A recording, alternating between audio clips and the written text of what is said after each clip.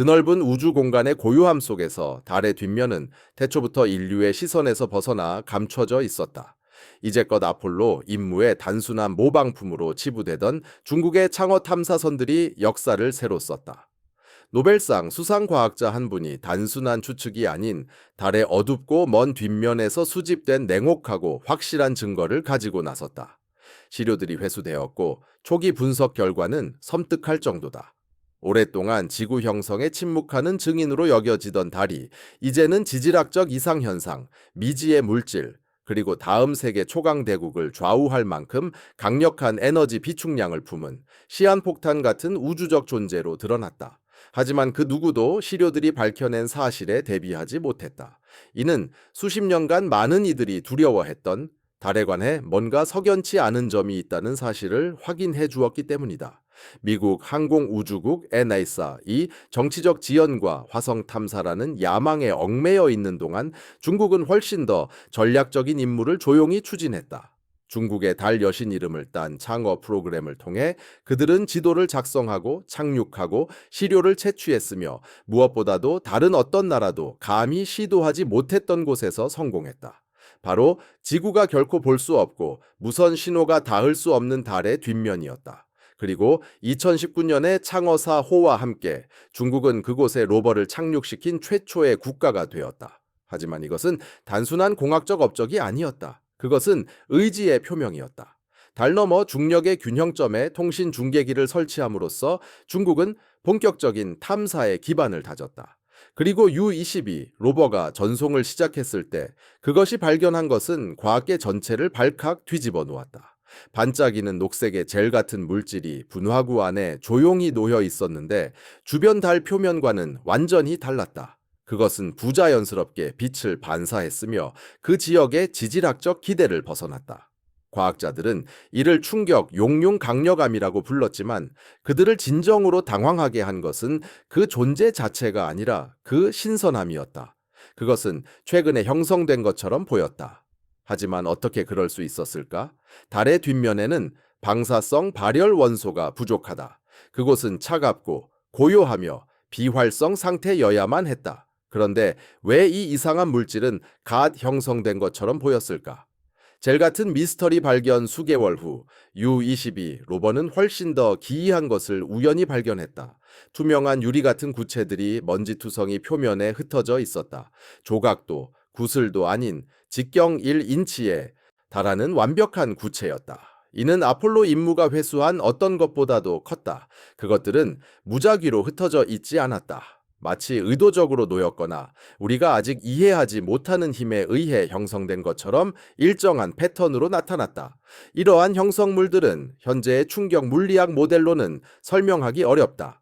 그렇게 크고 투명한 구체를 만들려면 일반적인 유성체 충돌이 만들어내는 것과는 비교할 수 없을 정도로 강렬한 엄청난 열이 필요할 것이다.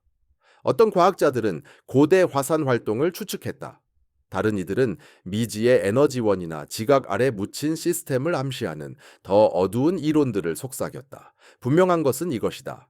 달의 뒷면은 황량한 유물이 아니다. 그것은 역동적이고 예측 불가능하며 우리가 상상했던 것보다 훨씬 더 활발할 가능성이 크다. 그리고 만약 자연이 이 구체들의 책임자가 아니라면 누가 혹은 무엇이 그럴까? 하지만 발견은 표면에만 그치지 않았다. 중국의 임무는 태양계에서 가장 큰 충돌 분화구 중 하나인 달의 남극 에이트킨 분지를 목표로 했다. 수십억 년 전 소행성 충돌로 형성된 그 충돌의 힘은 너무나 거대해서 지각을 뚫고 달 멘틀에 물질을 노출시켰을 가능성이 높다. 2024년에 장어 6호가 이 지역의 시료들을 회수해 왔을 때 그 안에 담긴 내용물은 오랫동안 지속되어 온 달 이론들을 산산조각냈다.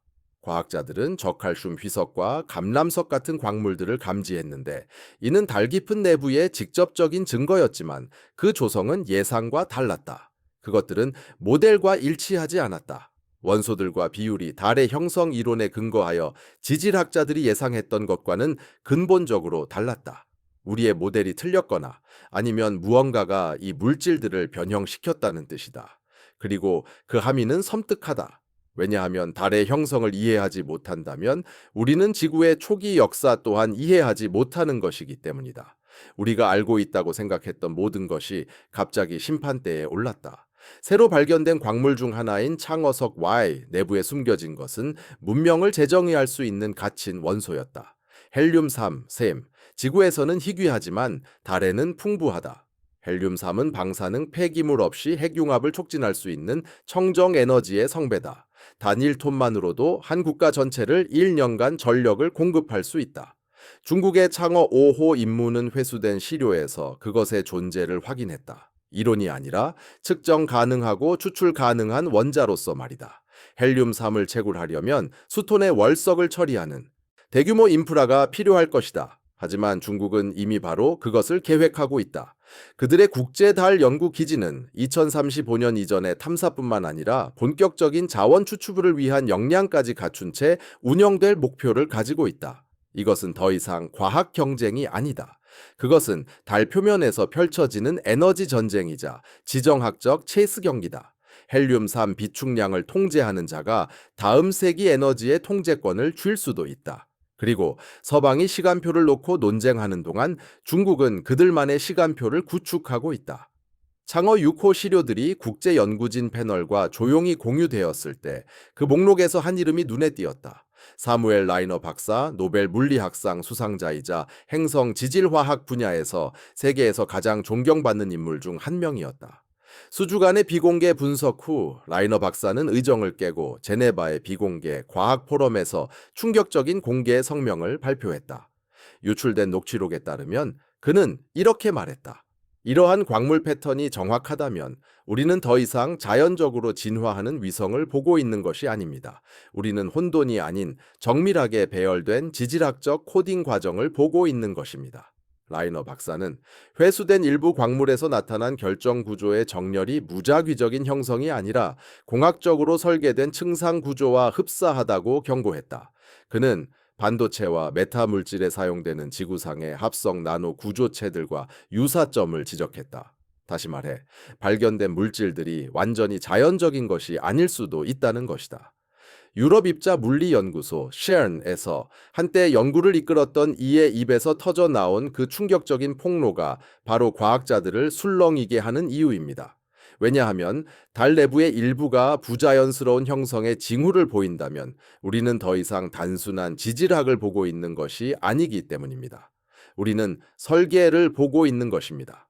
창어 6회 실린 장비 중 가장 덜 알려졌던 것 하나는 지하 100m 깊이까지 표층을 탐사하기 위한 저주파 지표 투과 레이더였습니다. 중국의 한 학술지에 조용히 공개된 그 데이터는 연구자들이 설명할 준비가 되어 있지 않은 무언가를 보여주었습니다. 레골리스 아래에 묻혀있는 매끄러운 표면처럼 극도로 정밀하게 레이더 신호를 반사하는 층들이었습니다. 자연적인 천체에서는 층들이 신호를 불규칙하게 산란시켜야 합니다. 그러나 이 데이터는 무작위적인 지질학으로는 너무나 일관성 있는 대칭성, 평행성, 규칙적인 간격을 드러냈습니다. 일부 반사 신호는 예상할 수 없는 설명, 불가능한 공동, 즉 텅 빈 공간을 시사했습니다. 온라인에서는 매설된 터널, 얼음 동굴, 아니면 훨씬 더 기이한 무언가, 즉 구조물이라는 온갖 추측이 난무했습니다. 물론 공식 보고서는 그러한 사실을 전면 부인했습니다. 하지만 원본 데이터는 여전히 남아 있으며 분석가들은 훨씬 더 기이한 무언가를 발견하기 시작했습니다. 12시간마다 한 번씩 이 반사구역 근처에서 저주파 공명이 최고조에 달합니다. 약하고 거의 감지할 수 없지만 그것은 존재하며 반복됩니다. 그리고 한 중국인 연구원이 익명으로 언급했듯이 때로는 어떤 것의 규칙성이 그것을 가장 부자연스럽게 만드는 법입니다. 나사, 에사, 작사가 이러한 이상 현상에 정면으로 대응할 것이라고 예상할 수 있겠지만 창어 샘플이 귀환한 이후로 그들은 거의 아무 말도 하지 않고 있습니다. 어떤 공개 브리핑도 동료 검토 공동 연구도 어떠한 개입도 없이 오직 침묵뿐입니다. 그리고 그 침묵은 오히려 더 큰 소리로 들려오고 있습니다. 과학계 내부 소식통에 따르면 나사 내부 메모는 협력 체계가 재구축될 때까지 창어의 이상 현상에 대한 공개적인 추측을 피하도록 달 연구자들에게 지시했다고 합니다. 풀어 말하자면 이겁니다. 말하지 마라. 아직은 안 된다. 서방이 따라잡을 때까지는. 한편 중국은 통제된 국영 학술지의 암호 같은 데이터를 발표하고 샘플에 대한 외국인 접근을 제한하며 달 표면 인프라를 확장하면서 계속해서 전진하고 있습니다.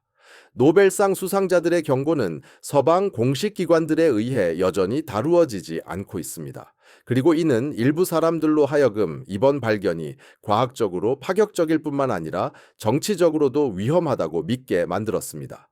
이 시점에서 우리는 현실을 직시해야 합니다. 우리는 더 이상 발견의 시대에 살고 있지 않습니다. 우리는 경쟁의 시대에 있으며 중국의 달 활동은 더 깊은 의도를 시사합니다. 만약 달이 에너지 자원뿐만 아니라 미지의 물질까지 품고 있다면 그 지역들에 대한 통제권은 단순히 채굴에 관한 것이 아닙니다. 그것은 기술적, 전략적, 어쩌면 존재론적인 힘에 관한 것입니다. 만약 달 뒷면 아래 묻혀 있는 것이 부자연스럽거나 더 나아가 지적인 기원이라면 판도는 상상 이상입니다. 이것은 누가 먼저 도달하느냐의 문제가 아닙니다. 세상이 무엇을 알게 될지, 무엇을 공개하고 무엇을 비밀로 할지를 누가 결정하느냐의 문제입니다. 수십 년 동안 우리는 달을 보며 생명 없는 돌덩이, 지구 형성의 먼지투성이 메아리라고 여겼습니다. 하지만 어쩌면 그것은 결코 진실이 아니었을지도 모릅니다. 어쩌면 그 침묵은 공허함이 아니었습니다. 그것은 비밀이었습니다. 우리가 이해하기에는 너무나 진보했거나 너무나 외계적이거나 너무나 강력한 무언가에 드리워진 장막이었던 것입니다.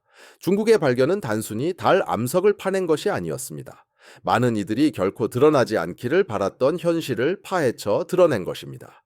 우리 세대 가장 뛰어난 지성 중 한 명인 노벨상 수상 과학자가 기존의 대열에서 벗어나 달 뒷면 아래 놓인 것이 자연적이지 않을 수 있으며 해로울 수도 있다고 경고하고 나섰습니다. 무작위라고 하기엔 너무나 완벽한 유리 구체, 맥박처럼 반복되는 공명, 혼돈이 아닌 설계에 따라 반사하고 정렬되며 공명하는 지질 구조물, 이 중 아주 일부라도 진실이라면 우리는 우주적 계시의 문턱에 서 있습니다. 이는 달에 대한 우리의 시각을 단순히 바꾸는 것을 넘어섭니다. 우리가 누구인지, 어디에서 왔는지, 그리고 우리가 이 태양계에서 정말로 홀로 존재하는지에 대한 우리의 이해를 산산조각 낼 것입니다. 이 정보가 당신을 흔들었다면 침묵 속에 사라지도록 두지 마십시오. 그들이 아직 공유할 준비가 되지 않은 진실들을 앞서 알기 위해 구독하십시오. 아래에 댓글을 남겨주십시오. 달 뒷면 아래에 무엇이 묻혀 있다고 생각하십니까? 이 영상이 바이럴하기 때문이 아니라 진실이 퍼져나갈 유일한 방법일 수 있기에 공유하십시오. 이것은 더 이상 공상과학이 아닙니다. 이것은 현실입니다. 그리고 달이 마침내 입을 열었습니다.